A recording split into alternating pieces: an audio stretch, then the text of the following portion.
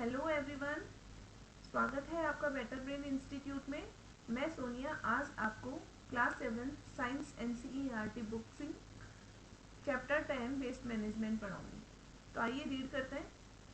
We all observe how waste is generated in our homes and neighbourhood and how it is disposed of. हम सभी जानते हैं कि कैसे हमारे घरों से और हमारे आसपास से कचरा निकलता है और how it is disposed of means हम इससे कैसे निपटते हैं। The disposal of waste has been done in a hazard manner since ages, be it in villages, town or cities. तो काफ़ी लंबे समय से गांव में, शहरों में और कस्बों में इस कचरे से निपटने की समस्या बहुत ही असभ्य तरीके से की जाती रही है। But today waste generation and disposal has become a matter of concern owing to the लेकिन जो आजकल कचरे के उत्पन्न होने और इससे निपटने की समस्या है, जो बड़ी ही चिंता का विषय बनती जा रही है, क्योंकि इनॉर्मस इंक्रीज इन पॉपुलेशन, जनसंख्या में वृद्धि के कारण, the changes in our lifestyles and consumption patterns, हमारे जो लाइफस्टाइल में और हमारी उपभोग की आदतों में जो बदलाव हो रहा है उसके कारण, huge expansion of industry, transport and communication and commercial industries, जो औद्योगिक विस्तार हो रहा है, परिवहन विस्तार हो रहा है, दूरसंचार विभाग हो रहा है, और जो वाणिज्य फैक्ट्रीज वगैरह जो बन रही है, इनके ह्यूज एक्सपेंशन के कारण, इनके विस्तार के कारण, and unrestrained use of modern technology, और जो आधुनिक तकनीक का हम बिना सोचे जो उपयोग कर रहे हैं उसके कारण। In fact waste management has emerged as a serious challenge having major implications not only for human health and social life but also for the environment। तो वास्तव में है जो कचरा प्रबंधन एक बहुत ही गंभीर चुनौती, जिसके कि बहुत ही गंभीर परिणाम न केवल हमारे हेल्थ पर होते हैं बल्कि सोशल लाइफ और एनवायरनमेंट पर भी हो रहे हैं, गंभीर चुनौती बनकर उभरा है। It is in this context that this chapter deals with different dimensions of waste management. तो ये जो चैप्टर है ये वेस्ट मैनेजमेंट के विभिन्न आयामों के संदर्भ में बनाया हुआ है। The focus in this chapter is on solid waste disposable. तो इस चैप्टर का जो मेन फोकस है वो सॉलिड वेस्ट को किस तरीके से निपटे इस पर है।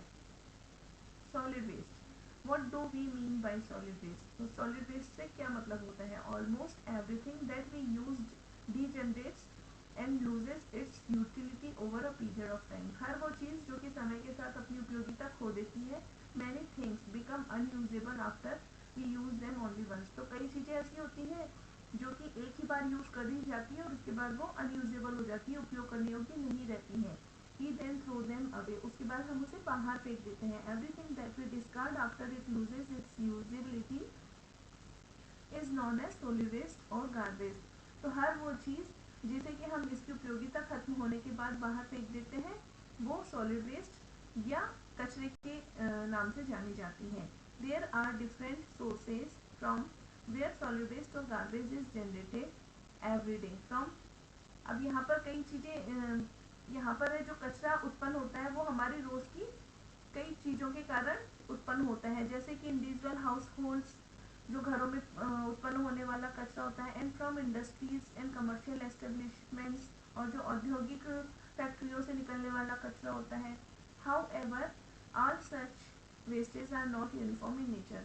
फिर भी जो ये कचरा होता है वो नेचर वाइज एक तरीके का नहीं होता है, इनकी प्रकृति अलग अलग होती है। Broadly speaking solid waste can be divided into two distinct categories, biodegradable and non biodegradable waste। तो जो कचरा होता है उसे मुख्य तरीके से दो भागों में बांटा गया है, एक है बायोडिग्रेडेबल जैविक और एक है नॉन बायोडिग्रेडेबल वेस्ट, एक है अजैविक कचरा।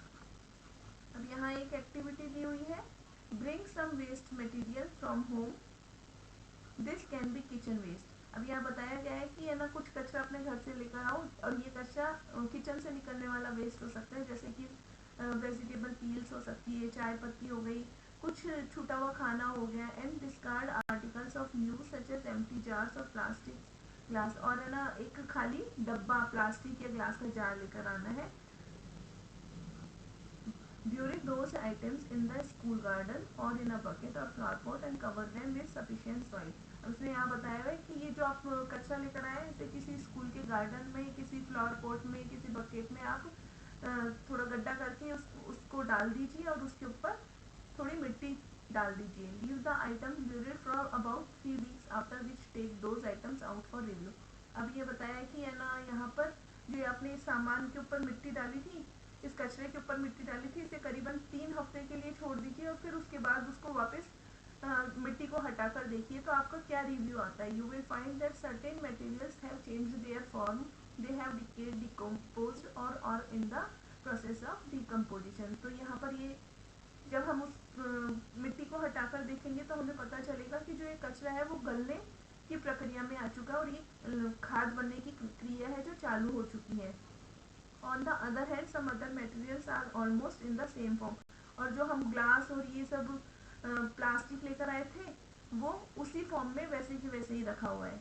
Those materials that have decade और डिकम्पोज्ड आर बायोडिग्रेडेबल मटेरियल्स। तो वो पदार्थ जो कि गलने शुरू हो चुके हैं वो बायोडिग्रेडेबल मटेरियल्स कहलाते हैं, जैविक पदार्थ कहलाते हैं।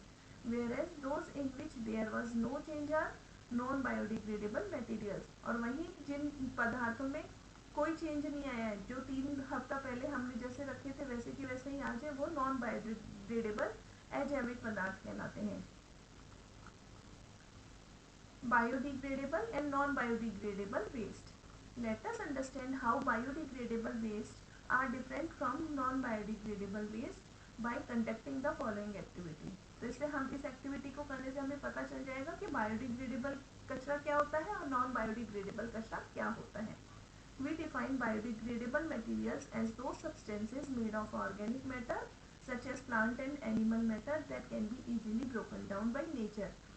तो हम बायोडिग्रेडेबल मटेरियल्स को परिभाषित कर सकते हैं उन पदार्थों से जो कि प्राकृतिक जैसे कि पौधे और जानवरों से रिलेटेड चीज़ों से बने हैं और जिनको कि प्रकृति आराम से तोड़ सकती है, आराम से गला सकती है, जैसे कि vegetable peels and other kitchen waste, vegetable tooth, leaves, papers, wood etcetera. Non biodegradable materials में वो मटेरियल होते हैं जिन्हें कि तोड़ा नहीं जा सकता है and retain their form for a long period of time, और जिनको कि कई सालों के बाद भी वो उसी फॉर्म में, उसी रूप में हमें मिलते हैं। For examples metal, steel, glass, plastic etcetera. Solid waste disposal. The garbage that we generate every day has not only increased in volume phenomenally but has also changed its composition due to changes in our lifestyle and consumption patterns। तो ये जो कचरा होता है ये रोजाना के रोजाना जिस असाधारण तरीके से बढ़ता जा रहा है, इसके जो रूप के अंदर चेंज हुआ है हमारी लाइफस्टाइल और हमारी उपभोग की आदतों में परिवर्तन के कारण। तो ये कचरे का रूप भी बदलता जा रहा है।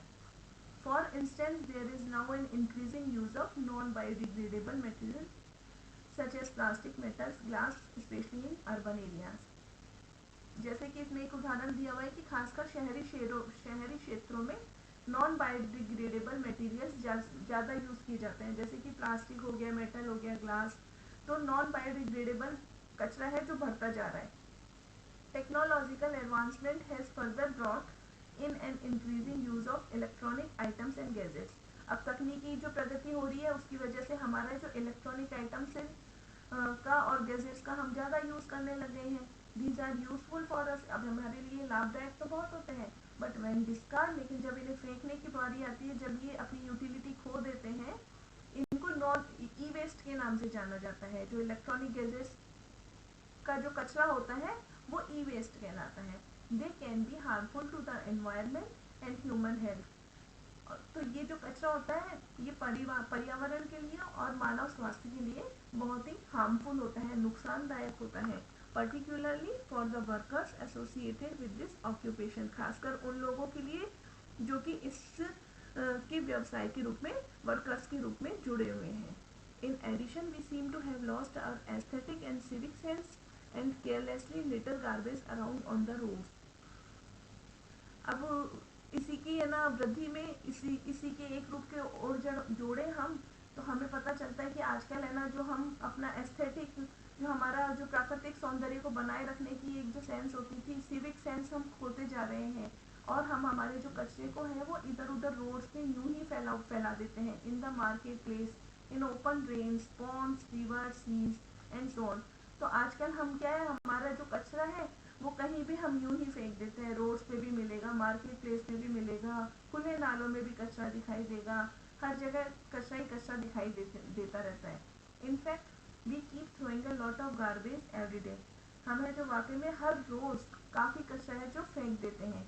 Have you ever thought what will happen if the garbage is not removed from our homes and surroundings? तो कभी किसी ने सोचा है कि हमारे घर से जो रोज इतना कचरा निकलता है, अगर इसको सही ढंग से इसको रिमूव नहीं किया जाए, इसको हटाया नहीं जाए, तो हमारे घर और हमारे घर के आसपास है जो कैसा हो जाएगा?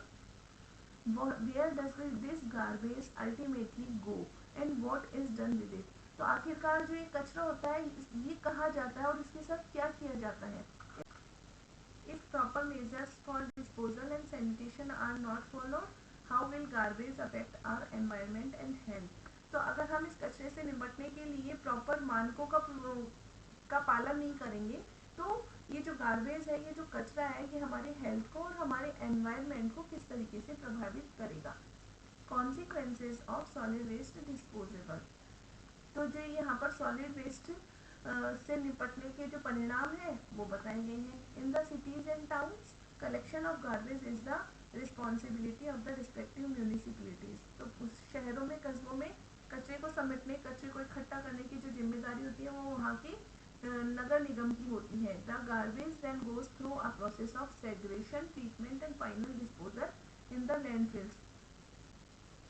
तो जो ये कचरा है ये जब ये एक प्रक्रिया से गुजरा जाता है जिसमें सेग्रेशन आता है पहले, जिसमें कचरे को पृथक्करण जैसे बोला जाता है, पृथक्करण की होती है, treatment and final disposal in the landfills. तो जब कचरा इकट्ठा किया जाता है तो पहले उसको सेपरेट किया जाता है biodegradable and non biodegradable waste में, ट्रीटमेंट किया जाता है एंड फाइनल डिस्पोजल, और फिर लास्ट में उसको खाली जमीन पर फेंका जाता है। This process of segregation in our country is still done manually by rat pickers. तो अब आज तक भी हमारे जो देश के अंदर है जो कचरे के सेग्रेशन की प्रक्रिया है, कचरे को अलग अलग करने की जो प्रक्रिया है ये मैनुअली की जाती है, इंसानों के द्वारा की जाती है, जो कचरा उठाने वाले लोग हैं उनके द्वारा की जाती है। इन this process materials that can be recycled are separated while toxic waste are sorted out and kept separately। तो जो सेग्रेशन प्रोसेस के अंदर जो मटेरियल्स को रिसाइकिल किया जा सकता है उनको अलग रखा जाता है, और जबकि टॉक्सिक वेस्ट होता है जो हानिकारक कचरा होता है उसको अलग रख लिया जाता है। This process of segregation ensures that the amount of solid waste which is ultimately disposed of in the landfills is reduced substantially। तो सेग्रेशन की प्रक्रिया में ये इंश्योर कर लिया जाता है कि जो सॉलिड वेस्ट जिसको लैंडफिल्स में भेजा जाना था उसको थोड़ा हम कम कर सकें।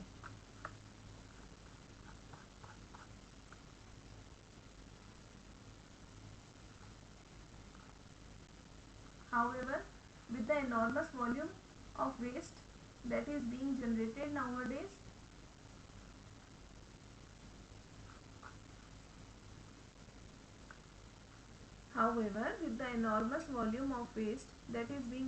nowadays, the concerned authorities are finding it difficult to deal with this problem। लेकिन फिर भी जिस तरीके से जो कचरे का वॉल्यूम है वो बढ़ता जा रहा है, ये इससे कंसर्न जो अथॉरिटीज़ है, इन पर जो काम करने वाली जो अधिकार क्षेत्र है उनके लिए भी इससे डील करना एक बहुत ही बड़ी समस्या बनता जा रहा है। Most often we find that all sorts of solid waste are dumped together in the landfills which in many places। तो मोस्ट ऑफन हमने अधिकतर क्या देखा है कि हर तरीके का जो कचरा होता है वो एक साथ खाली जमीनों में डाल दिया जाता है। Have already overreached its accumulation level, तो काफ़ी जगह पर है जो ये अपनी जो जितनी इसकी किसी जगह की कैपेसिटी होती है उससे भी ऊंचा पहुंच चुका है, मतलब किसी जगह की संग्रह क्षमता से अधिक वो कचरा वहाँ पर डाला जा चुका है। Moreover, groundwater in the immediate vicinity of such landfill sites is prone to contamination through continuous contact with the deposit waste। और जो इन जगहों पर जो ग्राउंड वाटर है, जो नीचे जमीन के नीचे का जो पानी है वो भी दूषित होने लगे हैं continuous contact with the deposit waste. इस जगह पर पड़ने वाले जो दूषित कचरे के कारण, उसके कांटेक्ट में आने के कारण वहाँ का ग्राउंड वाटर है जो भी दूषित होता जा रहा है। In most of the rural areas, अधिकतर ग्रामीण क्षेत्रों में people have to deal with the disposal of household waste themselves.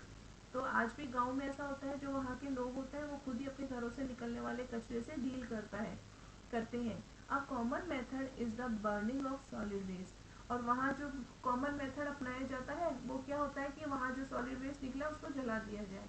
This may be a convenient method. अब ये एक सुविधाजनक मेथड तो हो सकता है, but is not conducive either to the environment और टू आवर हेल्थ। लेकिन ये हमारे न तो पर्यावरण के लिए और न ही हमारे स्वास्थ्य के लिए एक बेहतर तरीका है, as it causes air pollution. और इससे एयर पॉल्यूशन, वायु प्रदूषण भी होता है। Many of the villages do practice composting, which is the desirable method. अधिकतर गांव में जो ये कचरा होता है, सॉलिड वेस्ट होता है, इससे खाद भी तैयार की जाती है और यही एक डिजायरेबल मेथड है। ऐसा ही करना चाहिए किसी भी सॉलिड वेस्ट से डील करने के लिए। इफेक्ट ऑफ अनडिस्पोज्ड और अनअटेंडेड गार्बेज। अब जो जिस गार्बेज को इकट्ठा कर लिया जाता है वहाँ तो सेग्रेगेशन ट्रीटमेंट कर दिया जाता है, लेकिन जिस कचरे को हमने इकट्ठा ही नहीं किया, जिस कचरे को हमने देखा ही नहीं, उसके प्रभाव क्या होते हैं। तो open and unattended garbage is a common sight in the market, streets और in the vicinity of our home.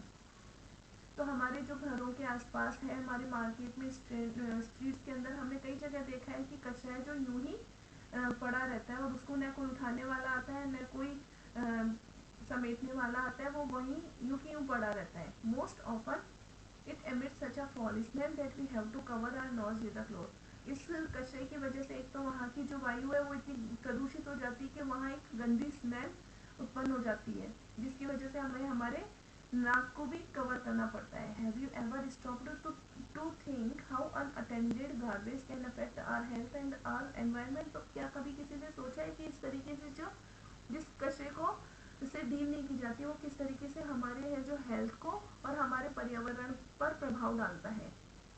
If you observe carefully, you will notice that when garbage is allowed to collect in the open for a long time, it attracts flies, cockroach and other insects।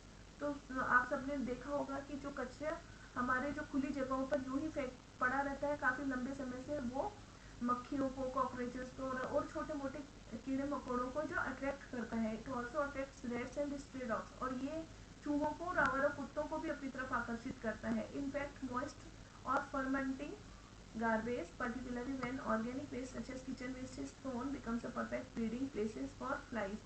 और खासकर कि जो नमी वाला कचरा होता है वो जो कि हम ऑर्गेनिक वेस्ट से निकलता है, हमारे जो गीला कचरा हम किचन का वेस्ट भी वहाँ फेंक देते हैं, तो वो परफेक्ट प्लेस बन जाता है मक्खियों की ब्रीडिंग के लिए। वहाँ पे मक्खियाँ ब्रीडिंग करती है, अपने बच्चों को जन्म देती हैं। When we eat the food which has been contaminated by these flies, और जब हम वो खाना खाते हैं जो कि इन मक्खियों के द्वारा दूषित किया जा चुका होता है, we are likely to fall ill, और तो हम बीमार भी पड़ जाते हैं। Water and food borne diseases such as dysentery, chloria and gastroenteritis are some of the diseases that can be transmitted by flies। तो इन मक्खियों से होने वाली बीमारियों में डाइजेंट्री, डायरिया, क्लोरिया और गैस से रिलेटेड, पेट से रिलेटेड बीमारियां हैं जो हमें हो जाती हैं। Moreover since accumulated garbage emits foul smell, it also causes air pollution. तो इस तरह से जो गार्बेज है, जो असंचित गार्बेज है, जो यूं ही खुला पड़ा हुआ है, उससे न तो केवल एक गंदी स्मेल निकलती है बल्कि एक एयर पॉल्यूशन का भी कारण बनता है। अब यहाँ टाइप्स ऑफ वेस्ट दिए हुए हैं, यहाँ 3 तरीके के वेस्ट बताए हुए हैं। एक होता है टॉक्सिक वेस्ट है, ई वेस्ट है, और एक है हॉस्पिटल वेस्ट और सॉइल वेस्ट। तो टॉक्सिक वेस्ट में क्या होता है? Toxic waste causes serious problem to our health and to the environment. तो टॉक्सिक वेस्ट से है जो हमारी हेल्थ को और इस पर्यावरण को बहुत ही गंभीर नुकसान पहुंचते हैं। अब टॉक्सिक वेस्ट किससे निकलता है? ड्राइड पेंट हो गया, ओल्ड बल्ब्स हो गया, old batteries. E waste consist of dismantled parts of computer, electronics, appliances, mobile phones, TV, floppy disk, pen drives in pen drives। तो ई वेस्ट हो गया जो कि कंप्यूटर, जितने भी इलेक्ट्रॉनिक अप्लायंसेज होते हैं उसके खराब पार्ट्स से मिला के बनता है। In India E waste are dumped into unsafe and unauthorised dumping yards. अब इंडिया के अंदर है जो ई वेस्ट को डालने के लिए अभी तक कोई ऑथोराइज्ड डंपिंग यार्ड नहीं बने हैं, वहाँ पर इसे यूं ही खुले में फेंक दिया जाता है. They are dismantle manually and unscientifically causing great environmental and health risk as they contain dangerous contaminants. अब इनके अंदर इतने खतरनाक तत्व होते हैं कि ये हमारे सेहत के लिए भी हानिकारक होते हैं और इससे हमारे पर्यावरण को भी बहुत ही ज़्यादा नुकसान पहुंचता है. हॉस्पिटल वेस्ट और soil waste consist of various components containing infected human tissues or body fluids and are called biohazards. तो ये जो हॉस्पिटल वेस्ट के अंदर क्या क्या आता है, जो ये हमारे ह्यूमन टिश्यूज होते हैं और हमारा जो बॉडी फ्लूइड होता है, ये एक बहुत ही खतरनाक तत्वों से मिलकर हॉस्पिटल वेस्ट बनता है. The needle, surgical knives and other surgical instruments called shafts have to be disposed off carefully. अब जो ये हॉस्पिटल से निकलने वाली जो नीडल्स होती हैं, नाइव्स होते हैं, ये जितनी भी चीज़ें वहाँ से निकलती हैं होती हैं, वो बहुत ही सावधानी से फेंकी जानी चाहिए. But many a time we find this does not happen. लेकिन अधिकतर ऐसा होता नहीं है. Being pricked with infected needles can transmit diseases like. अब अगर ये कचरे को सेग्रेशन की प्रोसेस में ये कचरा अगर कोई नीडल अगर किसी के हाथ में चुभ जाती है, क्योंकि मोस्टली मैनुअली किया जाता है, तो उसे HIV, हेपेटाइटिस बी एंड सी ऐसी बीमारियां भी हो सकती हैं. Indiscriminate use and disposal of plastic can clog the drains. अंधाधुंध तरीके से, जिस तरीके से आजकल हम प्लास्टिक को फेंक देते हैं, वो नालों को रोक देती है. Moreover during the rainy season, खास करके बारिश के मौसम में, the waste may flow along with the rain water to nearby rivers and other surface water bodies. तो अधिकतर बारिश के मौसम में क्या होता है, जितना भी प्लास्टिक जो ड्रेन्स के अंदर फेंका हुआ था, जितनी खाली बोतलें वगैरह, ये उस पानी के साथ बहकर वहाँ की पास की जो वाटर बॉडीज होती है, नदियाँ होती है, उनके अंदर वो चले जाते हैं. Thereby polluting them and affecting aquatic life. और वहाँ जाकर वो उस पानी को दूषित करता है, जिसकी वजह से उस पानी में रहने वाली एक्वेटिक लाइफ, जल के जो जानवर होते हैं, जीव होते हैं, वो उनको नुकसान पहुँचाते हैं. When we drink the polluted and untreated water we succumb to waterborne disease. तो जब हम ये गंदा और दूषित पानी पीते हैं, तो हम पानी से होने वाली कई बीमारियों से ग्रसित हो जाते हैं. Carelessly disposed of hospital of waste and e waste में also pose health problems. This is also called hazards waste. तो केयरलेसली जितना भी हॉस्पिटल वेस्ट और ई वेस्ट से होने वाली जो हमारे को हेल्थ इश्यूज होते हैं, ये हैजर्ड्स वेस्ट के नाम से इसे जाना जाता है. Waste management and segregation. अब वेस्ट मैनेजमेंट क्या है और सेग्रेशन कैसे किया जाए. You must have heard the slogan reuse, recycle, reduce and refuse. तो हम में से अधिकतर लोगों ने एक स्लोगन सुना है कि भाई रीयूज करो, रिसाइकिल करो, रिड्यूस करो एंड रिफ्यूज करो. क्या है ये? This slogan is associated with the practice of waste segregation and management. तो ये जो स्लोगन है, ये जो कचरे को अलग करना और इसके प्रबंधन से रिलेटेड ही बनाया गया है. Waste segregation and management is a process by which we categorise waste products and garbage on the basis of what we can reduce, reuse and recycle.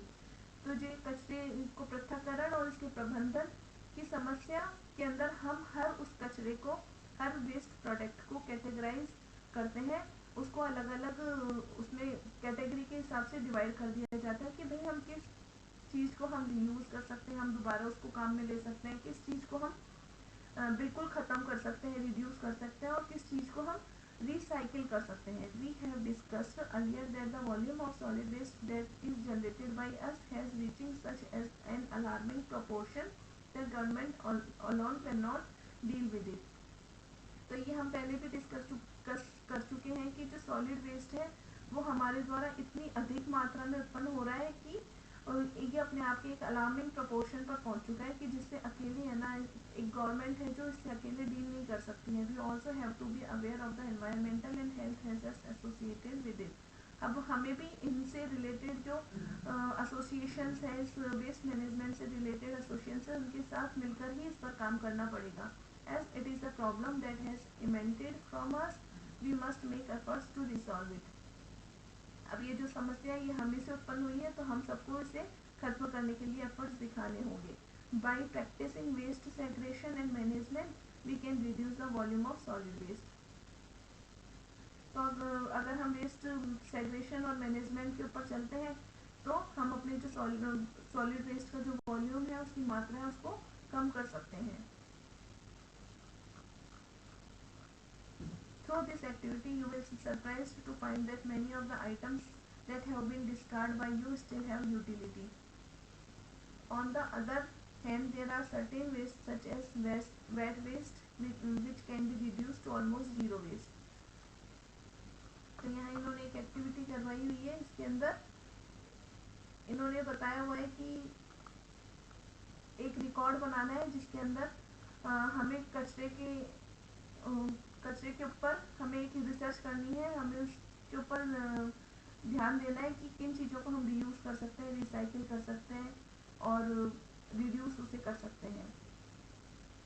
There are certain waste such as wet waste, kitchen waste जो होता है उसको हम almost zero waste कर सकते हैं। Let us now discuss how we can reduce the volume of solid waste and garbage by practicing waste management and segregation through the principle of reuse, recycle and reduce. Practicing waste management and segregation. Segregation or at source. The first and most important principle for waste management is segregation at source. अब जो पहला waste management से related पहला जो एक most important principal बताया वो segregation है। Segregation of garbage at source should be practiced at home, at school, office and market. तो अभी जो सेग्रेशन गार्बेज का जो सेग्रेशन है वो हम हमारे घर से निकलने वाले कचरे, स्कूल से निकलने वाले कचरे, इस पर कर सकते हैं। Garbage can be disposed of in separate beans. तो गार्बेज में जो एक कचरा होता है इसके लिए हमें अलग अलग बिन्स काम में लेने चाहिए। Blue bins may be use for non biodegradable and green bins for biodegradable waste. तो जो हमारे घरों से या हमारी जो स्कूल से या मार्केट से जितना कचरा निकलता है हम उसके अंदर जो जितना नॉन बायोडिग्रेडेबल जो कचरा होता है जो अपना फॉर्म यू रखता है काफ़ी टाइम तक भी, उसको हम ब्लू बिन में डालें और जो बायोडिग्रेडेबल वेस्ट होता है उसको हमें ग्रीन बिन्स में डालना चाहिए। At home you may segregate waste into the following categories: wet waste, dry waste and hazardous waste. तो यहाँ पर हमारे घरों से निकलने वाले कचरे को मुख्यतः हमें 3 भागों में बांटकर उसे डालना चाहिए कचरे में, कि एक गीला कचरा है, एक सूखा कचरा और एक जो खतरनाक कचरा है। In the cities, we find these bins in some places where people can dispose of biodegradable and non-biodegradable garbage separately. तो अधिकतर शहरों में हमें ब्लू और ग्रीन डस्टबिन दिख जाएंगे जहाँ पर कि लोग बायोडिग्रेडेबल और नॉन बायोडिग्रेडेबल वेस्ट को अलग अलग बिन्स में डालते हैं। Where do you think we should dispose of hazardous waste? Should there be a separate bin for it? Why? अभी इसमें यहाँ बताया कि क्या hazardous waste जो खतरनाक कचरा होता है उसके लिए भी एक अलग बिन होना चाहिए क्या? Reduce, reuse, recycle and refuse. We should segregate waste products with a view to reduce, reuse, recycle and refuse. तो यहाँ बताया हुआ है कि जो हमारा कचरा होता है उसको हमें पृथक्करण की प्रक्रिया में हमें 3 तरीके से उसे देखना चाहिए कि किसे हम रिड्यूस कर सकते हैं, खत्म कर सकते हैं, किसे रीयूज कर सकते हैं, रिसाइकिल कर सकते हैं, रिफ्यूज कर सकते हैं। In activity 10.3 you have seen that there are different types of waste that are generated in our homes. For most of us, kitchen waste forms a large percentage of the total waste at home. घरों से निकलने वाला अधिकतर कचरा है जो kitchen से ही निकलता है, जिसमें फ्रूट पील्स, वेजिटेबल्स, चाय पत्ती, छोड़ा हुआ खाना होता है। Composting is a common method to reduce the volume of kitchen waste to zero waste.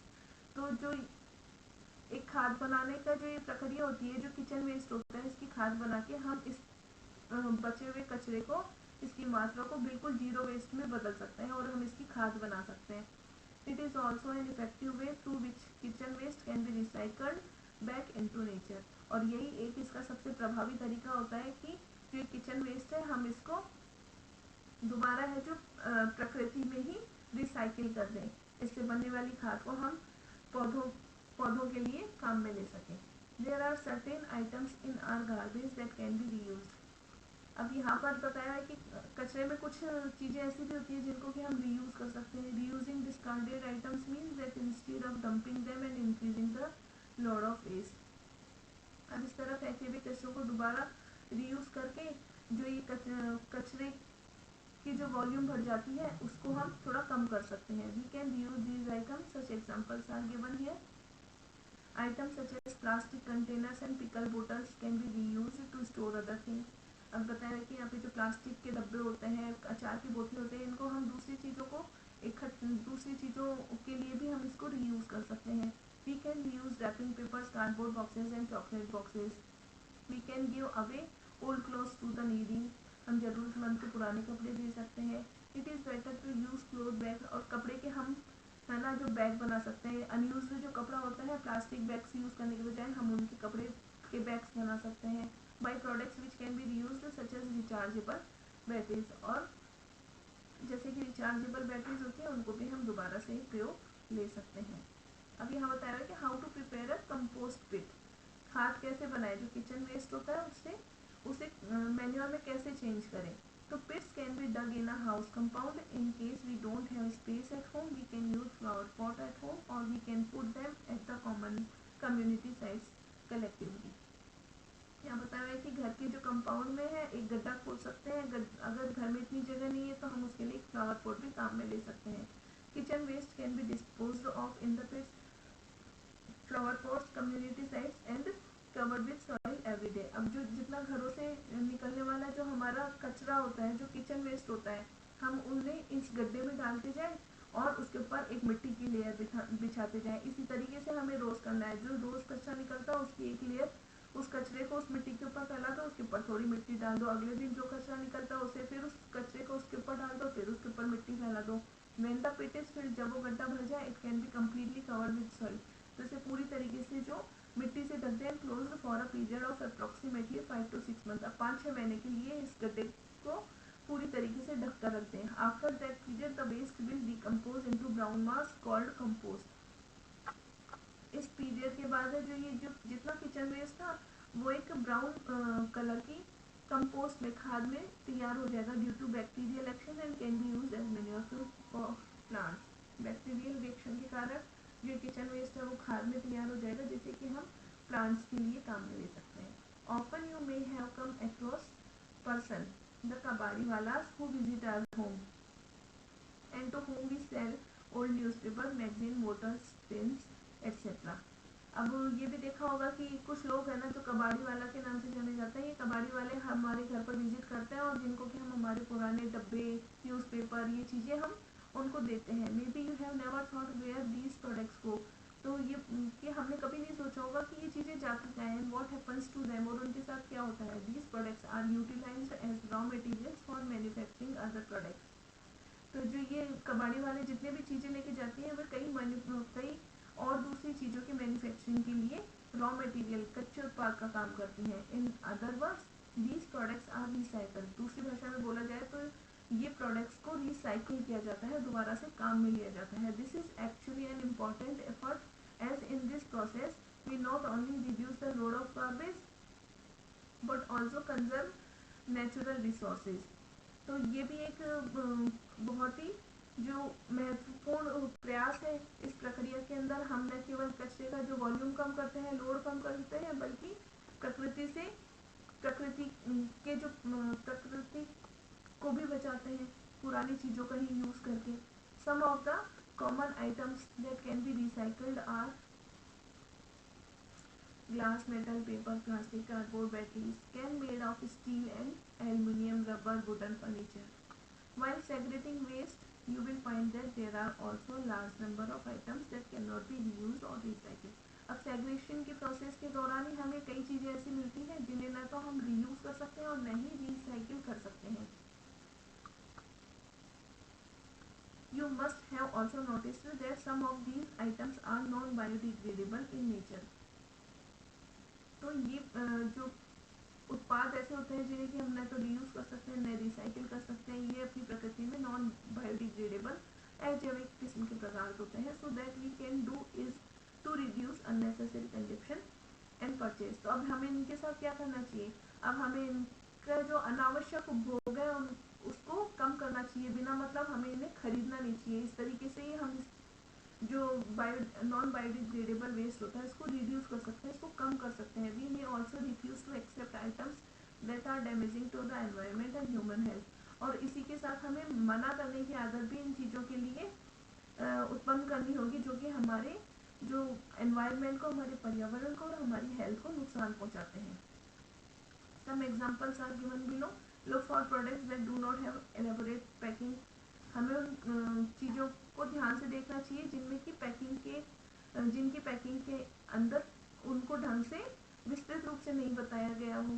Use things judicially, हमें चीज़ों को बहुत सोच समझ कर यूज़ करना चाहिए। डू नॉट वेस्ट फूड, हमें खाना बर्बाद नहीं करना चाहिए। Refuse offer of plastic bags, plastic bags के लिए हमें मना कर देना चाहिए। डेवलप इको फ्रेंडली हैबिट्स, और हमारे अपनी आदतों को इको फ्रेंडली बनाना चाहिए। You must have now understood the importance and necessity of practising waste segregation and management. तो अब हमें समझ में आ ही गया होगा कि जो कचरा है उसके जो पृथक्करण है और इसका प्रबंधन है जो कितना उपयोगी है। Each of us should develop awareness towards this issue. हम में से हर किसी को जो ये इस वेस्ट मैनेजमेंट से रिलेटेड इशू को पर अवेयरनेस दिखानी ही होगी। By practicing waste segregation and management, we will not only safeguard ourselves from numerous health hazards, but also save our environment from pollution. और waste management की समस्या से हम न केवल अपनी प्रकृति को बचाएंगे बल्कि इसके होने वाले खतरनाक दुष्प्रभाव से हम हमारी हेल्थ को भी सेव करेंगे।